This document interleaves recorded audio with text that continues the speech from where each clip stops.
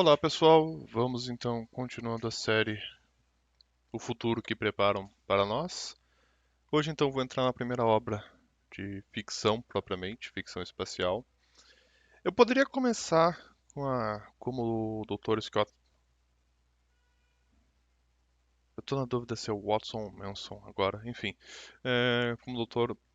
Scott fez, começando pela importância do Frankenstein e a questão do prometianismo contemporâneo, ou porque genericamente pode-se separar os autores entre uma perspectiva otimista, que geralmente o pessoal chama de Prometeus, né? Prometianos, que faz referência ao mito de Prometeus, que rouba o fogo dos deuses para ajudar os humanos, ou uma perspectiva mais pessimista, em que aí os autores fazem outras analogias com alguns autores, mas enfim. Hoje então, a ideia é falar do primeiro homem na Lua, a obra O Primeiro Homem na Lua. Talvez vocês vejam algum problema de tradução, porque quase todo o material que eu estou usando de referência é em inglês. Não porque não haja material em português, mas o material em inglês é muito superior. Ao menos que eu consegui encontrar. Talvez vocês tenham encontrado materiais em português que também são muito bons, mas como eu faço referência muitas vezes a isso, ao invés de eu procurar o nome da obra, O Primeiro Homem na Lua em português, eu já traduzo, e aí talvez haja algum problema. Então, coloca ali nos comentários qualquer coisa e eu me corrijo conforme for a necessidade. Essa obra do Herbert George Wells, que também é o autor de Guerra dos Mundos, que é uma obra que eu vou comentar, mas futuramente, ela foi publicada em 1901. A história basicamente tu tem dois personagens, o Bedford e o Mister Cavor. O Bedford é a pessoa que está atrás de riqueza. Ele compra uma casa no interior da Inglaterra, se muda para lá para ter uma vida um pouco mais sossegada e tal. E aí ele encontra o Sr. Cavor. O Sr. Cavor. O Sr. Cavor é um cientista. Ele não está atrás das coisas para ganhar dinheiro. Ele está atrás das coisas porque ele gosta de aprender. Isso é algo. Se vocês não conseguirem entender esses dois personagens e a dinâmica deles, a partir daí eu tenho que parar essa série e fazer uma outra série sobre psicologia e outras coisas para poder entender. O Sr. Bedford, ele é movido por dinheiro. Ele quer ficar rico. O Sr. Cavor, ele quer descobrir, quer entender as coisas. O Sr. Cavor, ele vai inventar o que ele chama de cavorite, que é uma substância, um elemento que tem o poder de negar a gravidade. E aqui vocês já conseguem perceber, né? A, a nave que eles usam não tem foguete, não tem nada, é muito mais uma caixa de ferro e vidro, ou uma esfera, não vou lembrar agora com detalhes. Então, isso daqui não é propriamente ficção, é mais uma fantasia espacial aqui. E quem vê a possibilidade de transformar a descoberta científica em algo lucrativo é o Sr. Bedford, não o Sr. Cavor. E aí o Sr. Bedford convence o Sr. Cavor a fazerem uma viagem para a Lua. E aí então tu tem pelo menos parte do nome, né? Primeiro homem na Lua. Mas a questão que ainda fica é por que a obra é o primeiro homem na Lua e não os primeiros homens na Lua? Isso já tem uma coisa que é importante a gente começar a perceber por sutilezas que os autores fazem. Aqui já tem uma sutileza. Eu vou dar todo spoiler, tá? Mas enfim, então vamos descobrir por que isso. Muito bem. Aí a gente entra na questão. Duas questões primeiro. No caminho para a Lua, eles experienciam uma sensação de não se sentirem pesados. Aqui eu não tenho como dar certeza, tá? Mas é importante perceber que tu começa aqui a ter uma disputa que apesar de ela se dar no âmbito da ficção e da literatura, ela também é religiosa. Tá? Então essa sensação de sem peso, talvez seja uma sensação de sem culpa, essa relação. Não vou dizer que é o caso, mas percebam que começa a ver isso, porque no caso do Wells, não vai ter, principalmente nessa obra, elemento religioso. Na superfície da Lua, os homens descobrem uma região desolada. Mas assim que o Sol nasce, e eu estou acompanhando as minhas anotações para não me perder nas informações, tá? Assim que o Sol nasce, a atmosfera congelada vaporiza e plantas começam a crescer rapidamente. E aí a gente já tem um outro elemento curioso que ele traduz magia para um elemento científico. O Sr. Cavor, como um cientista, ele já achava que a Lua seria desabitada. Por quê?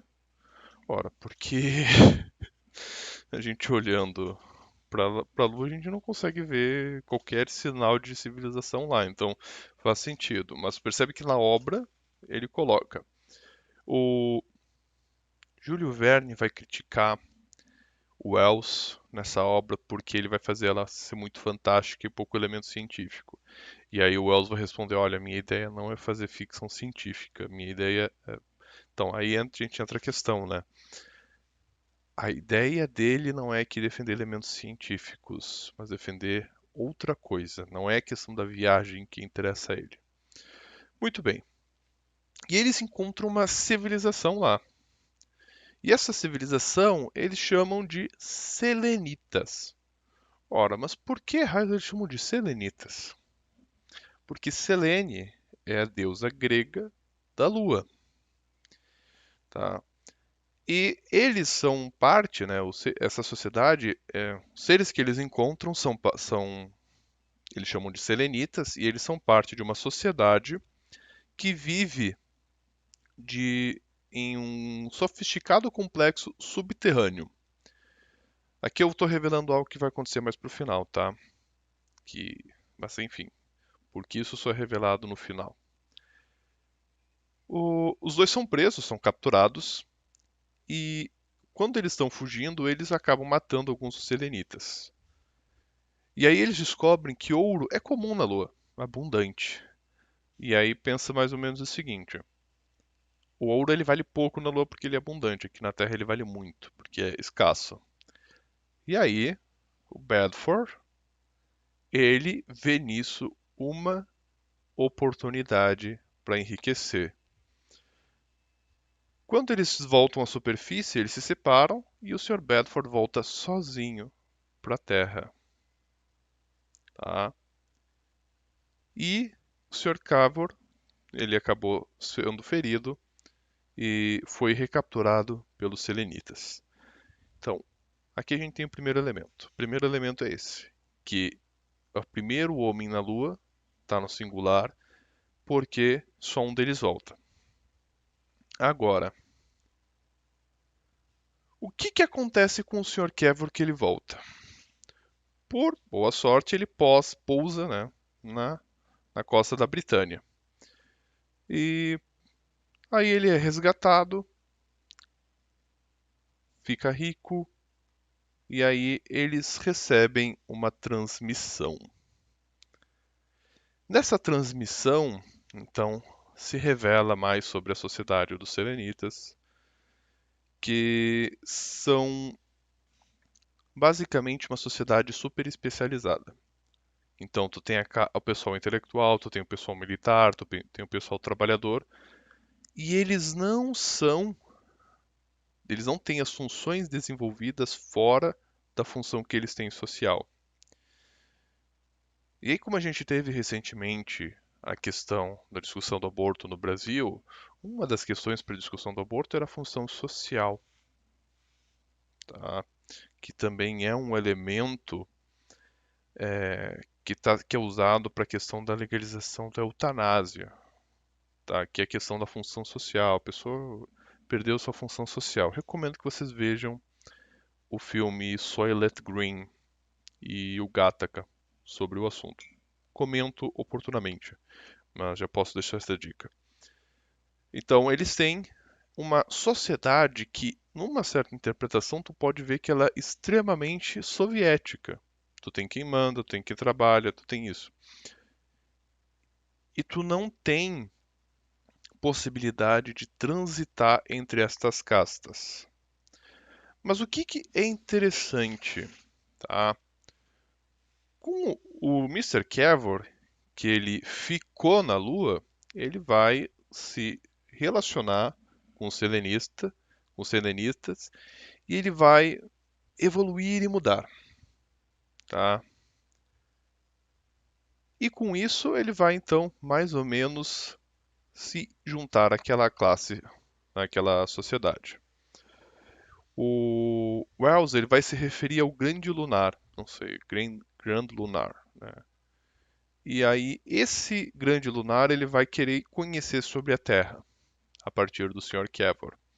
E aí o Sr. Cavor ele vai revelar a propensão da humanidade para a guerra. E com isso ele vai acabar dizendo que eles vão parar de se comunicar com a Terra. Então, basicamente, o seguinte: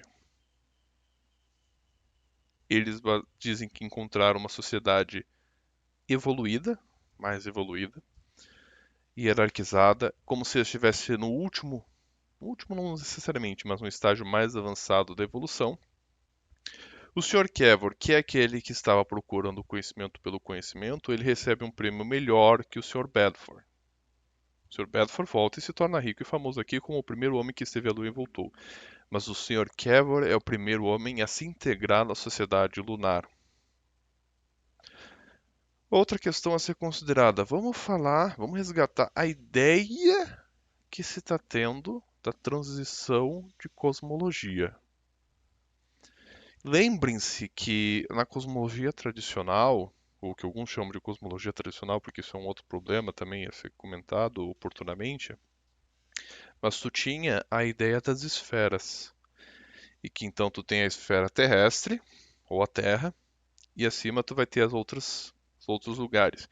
E o lugar esse acima da Lua em diante é onde, conforme as interpretações, deuses, os anjos habitam. Indiretamente, o que o Wells está trazendo, e isso eu não estou dizendo que necessariamente é até a ideia dele, mas qual é o raciocínio que ele começa a aplicar. Não necessariamente ele faz isso por querer, mas quando ele faz a tradução de elemento cosmológico antigo para o moderno, para o contemporâneo, ele vai fazer essa transferência. Que conforme o ser humano vai alcançando o espaço, ele vai alcançando o status de divindade. Por quê?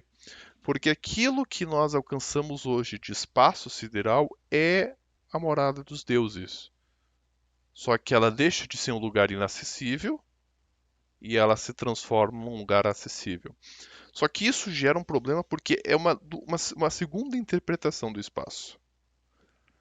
Quando se falava tradicionalmente de espaço, do céu, não se falava no lugar geográfico, no lugar físico, mas se falava do lugar analógico espiritual. E isso é o problema para interpretar, por exemplo, o Gênesis, quando diz que Deus, no princípio Deus criou o céu e a terra. Porque ali não se refere à realidade física do céu, mas à realidade espiritual. Também se refere à realidade física do céu. Mas aí tu tem que entender a astronomia que o povo hebreu tinha na época. E a astronomia que o povo hebreu tinha na época não era nada perto da que a gente tem hoje, mais próxima da egípcia. O modelo ptolomaico é posterior àquela astrologia. Então, isso é que tem que ser entendido. Então, é lógico que ali tu tem elementos por analogia. E a analogia que o Wells está começando a fazer aqui é que a ascensão dos seres humanos vai, no caso, fisicamente a Lua, é o primeiro passo no que a gente pode chamar de um processo de divinização do ser humano, que é para sua evolução. E aí tem outro elemento interessante, que o motivo pelo qual os seres humanos não conseguem evoluir é porque eles não alcançaram a paz. Perceba-se isso. E aí tu vai entrar em outros elementos narrativos. Quase todo Star Trek está resumido nessa obra. Por mais que não pareça, quase todo Star Trek está resumido nessa obra. Eu vou comentar oportunamente de Star Trek, mas Star Trek tem muito dessa mentalidade. A série também Babylon 5, a tradução seria Babilônia 5, mas a pronúncia Babylon 5 é muito mais sonora do que Babilônia 5, porque se refere à estação Babilônia 5, né? Problema de gente que fica vendo só o conteúdo em inglês, tá? E de fato, essa série eu acho que.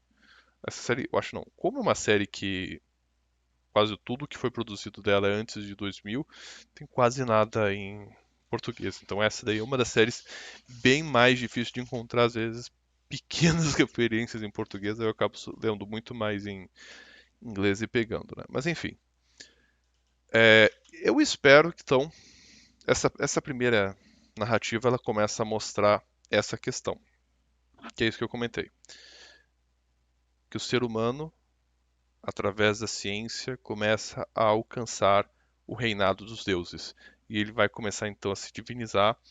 E aí o Wells ele já coloca aqui então o primeiro elemento que é o que atrapalha esse processo de divinização, que é a propensão para a guerra que precisa mudar. Vamos entrar futuramente no Guerra dos Mundos. Eu ainda não tenho certeza quantos vídeos aqui para frente, porque o material não está simplesmente pronto. Eu estou organizando conforme eu vou estudando, mas aí eu vou entrar. Porque o Guerra dos Mundos, uma das coisas que ele faz é ele dá um elemento para a unidade da humanidade encontrar a paz. Tem outras coisas a serem consideradas, tem outras coisas a serem consideradas.